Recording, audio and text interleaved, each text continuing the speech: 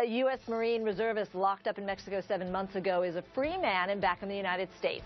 Andrew Tamarisi's family says that they're all big smiles and big hugs today since his arrival in Miami.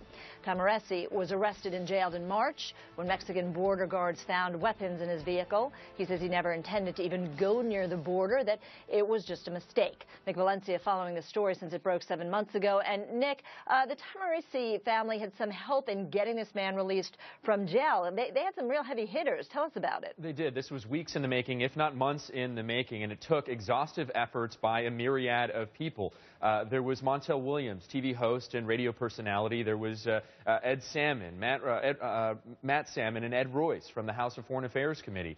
There was also, of course, his family and the groundswell of support that Tamaresi had in the United States and beyond to try to get him out. And earlier, when I spoke exclusively to the attorney for Andrew Tamaresi, he said it was, truth be told, it caught him off guard, Deb. He said he was willing to be in this for the long haul. He thought that they were going to be in this for the long haul. A lot of false starts, a lot of chances that Tamaresi could have been released. It really caught a lot of people by surprise when last night, Friday night at about 6:30 Pacific time, Andrew Tamaresi was given the order to be released, those charges withdrawn, those accusations that the prosecution and those weapons charges that were being put against him now withdrawn by the prosecution. Andrew Tamaresi back on U.S. soil, a free man, Deb.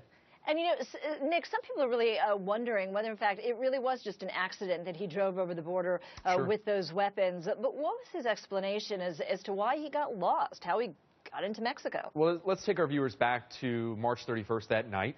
He was on the U.S. side of the border, parked his car, went into Mexico to go patronize an establishment, according to his family, go to hang out with other Marines from Camp Pendleton. It was later that night at about 10 p.m. local time that he chose to walk back across from the Mexican side to the United States side, got in his car, and he said he was simply confused. He was turned around. Yes, he says he had crossed the border at least 6 times before, but only he'd never driven across the border. So that's his explanation. Of course, there is that those very vocal Mexican nationalists who still don't believe his story. They believe that he should still be in jail and that the Mexican government never should have caved to the pressure to have Tamaresi released. But nevertheless, Deb, he's out after 200